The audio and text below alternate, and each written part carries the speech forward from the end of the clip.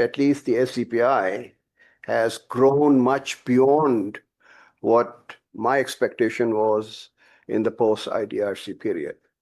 And that's why I felt that I should be now, because I'm leading a retired life, try to see how we can tailor make the SDPI for the future challenges which Pakistan is making.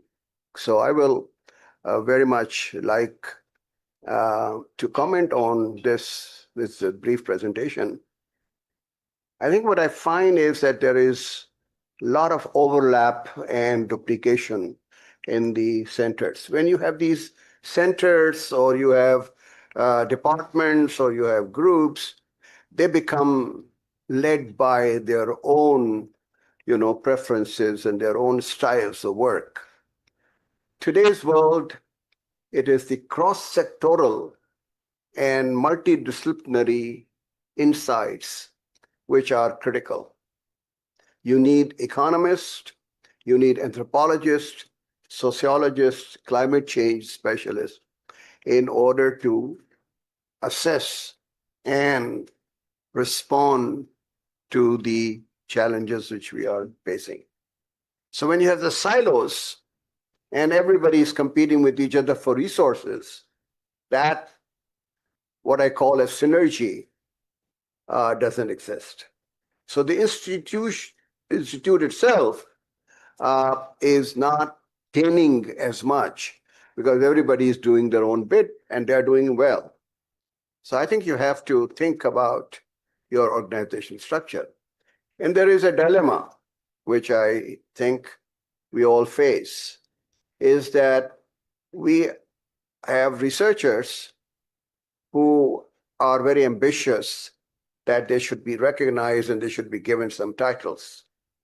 And therefore, I saw this in universities, that we have so many centers and so many institutes in order to accommodate these individuals. That is the real motivating factor. So I don't deny that there are compulsions of the human resources which lead you to this. But I think these become bureaucratic islands. And I think the institute itself does not benefit that much as far as impact is concerned on the society or on the economy. So that is my general advice, that you have so many energy and so many, on ecological, on the environment, on the sustainability and everything. And the second point I would like to make for your consideration is that, do you want to have a full landscape institution? You're covering everything under earth, or you want to be a very focused institute in order to make an impact? Your resources are limited.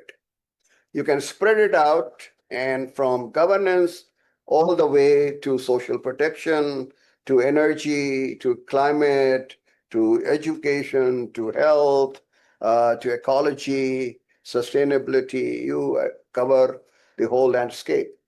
Or you want to focus on certain areas where your impact, both on the society as well as the economy, would be pronounced. And people would say, oh, SDPI helped us, or SDPI told us how to do this. So you have to think about the allocation of your resources, whether you want to spread it too thin or you want to have very focused attention on certain challenges and issues. And when I talk about the role of the think tanks, I'll come. But I thought I'll spend a few minutes giving you my feedback with what I heard from you, because I believe in honest feedback. I'm not one of those who come and say, oh, all of you are doing a great job. Of course, you're doing a great job. But my purpose is to give you my honest views. And that's what I am here for.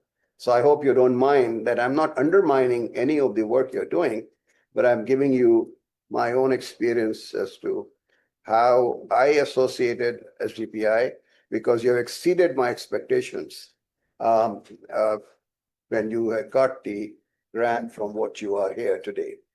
And the last point I will make before we are all in Pakistan become subservient to the donors.